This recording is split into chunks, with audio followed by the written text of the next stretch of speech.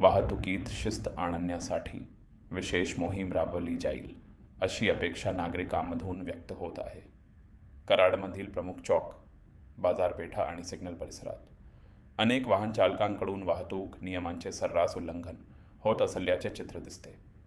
Signal लाल असतानाही पुढे जाणे, डाव्या बाजूचा नियम न पाळणे, भरधाव वेगाने वाहन चालवणे, चुकीच्या दिशेने, निरांग साईड वाहन चालवणे, ट्रिपल सीट प्रवास करणे, अल्पवयीन मुलांकडून दुचाकी चालवणे, मोबाईलवर बोलत वाहन चालवणे आणि हेल्मेटचा वापर टाळणे अशा प्रकारांमुळे अपघाताचा धोका वाढत आहे. विशेषतः काही दुचाकीस्वारांकडून वाहतूक नियमांकडे दुर्लक्ष होत असल्याची नागरिकांची तक्रार आहे.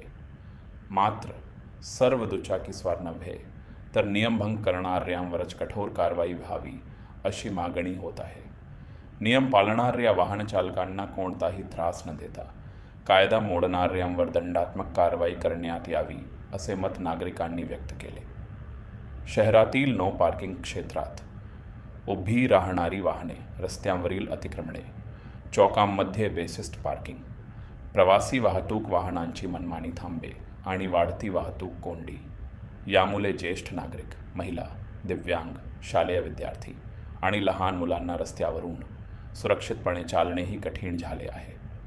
छत्रपती शिवाजी महाराज चौक, कृष्णा नाका, कोल्हापूर नाका, दत्त चौक, मलकापूर फाटा आणि शहरातील इतर प्रमुख सिग्नल परिसरात गर्दीच्या वेळेत मोठ्या प्रमाणावर वाहतूक कोंडी होत असल्याचे दिसून येते. या ठिकाणी वाहतूक पोलिसांची नियमित उपस्थिती, CCTVद्वारे देखरेख, चलन प्रणालीचा प्रभावी वापर आणि सातत्याने कारवाईची गरज नागरिकांनी व्यक्त केली आहे. वाहतूक नियम हे केवळ दंड आकारण्यासाठी नसून प्रत्येक नागरिकाच्या सुरक्षिततेसाठी आहेत. त्यामुळे वाहन चालकांनी वेग मर्यादा पाळणे, हेल्मेट व सीट बेल्टचा वापर करणे, सिग्नलचे पालन करणे, नो पार्किंगचे नियम पाळणे आणि रस्त्यावर शिस्त राखणे आवश्यक आहे. कराडमध्ये वाहतुकीची शिस्त प्रस्थापित करण्यासाठी पोलीस प्रशासन, व्यापारी, शाळा महाविद्यालये, सामाजिक संस्था आणि नागरिक यांनी एकत्रितपणे पुढाकार घेण्याची गरज आहे. नियम पाळणाऱ्यांना सन्मान आणि नियम मोडणाऱ्यांवर कठोर कारवाई हेच धोरण राबविल्यास कराड शहरातील वाहतूक व्यवस्था अधिक सुरक्षित, सुसूत्र आणि नागरिकाभिमुख होईल अशी अपेक्षा कराडकर व्यक्त करत आहेत.